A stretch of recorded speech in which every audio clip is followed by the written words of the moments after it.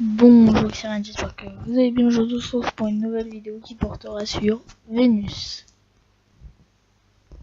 Alors pour commencer, Vénus est la plus lumineuse des planètes depuis la Terre. On l'appelle l'étoile du berger. Elle a été baptisée en hommage à la déesse de la beauté. On l'appelle aussi la jumelle de la Terre. Presque de la même taille, d'une densité légèrement inférieure, elle est constituée de roches volcaniques, mais ce sont là les seuls points communs qu'elles ont. Du fait de son épaisse atmosphère, Vénus est toujours dans les nuages et la pression au sol est égale à 90 fois celle de la Terre. L'atmosphère dense se compose surtout de gaz carbonique qui empêchent toute évacuation de la chaleur, ce qui porte l'effet de serre à un niveau que l'on n'atteindra jamais sur Terre, même dans le pire des cas. En surface, la température s'élève à 480 degrés, ce qui certainement aurait fait évaporer d'éventuels océans. Si l'on résistait à une chaleur infernale et une pression capable de briser des os, on verrait le ciel orange de cette planète. D'épaisses bandes nuageuses tourbillonnent jusqu'à 360 km/h autour de Vénus.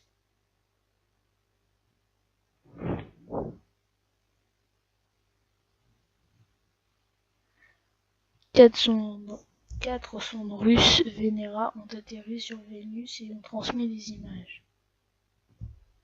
En 1982, Venera 13 a pris des gros plans révélant un terrain érodé au sud et de la zone volcanique de Phébo région. Le réchauffement de la planète. Le contraste entre la Terre et Vénus pourrait s'expliquer par le fait que Vénus est la plus proche du Soleil. Les volcans de Vénus relâchèrent davantage de gaz carbonique et la température de la surface augmenta. Les mers s'évaporèrent et la vapeur d'eau accentua l'effet de serre. Sans océan ni plainte, il était impossible d'éliminer le gaz carbonique.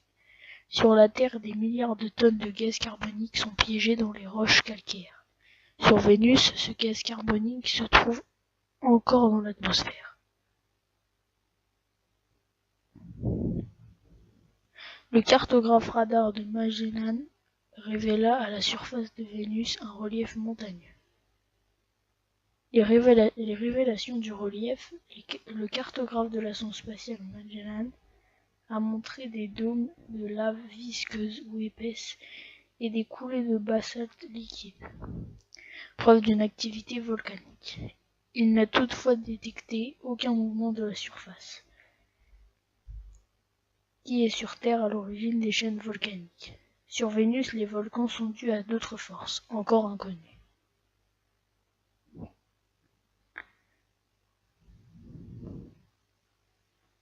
L'existence de cratères non érodés sur Vénus indique que certaines régions sont beaucoup plus anciennes que les zones couvertes de lave.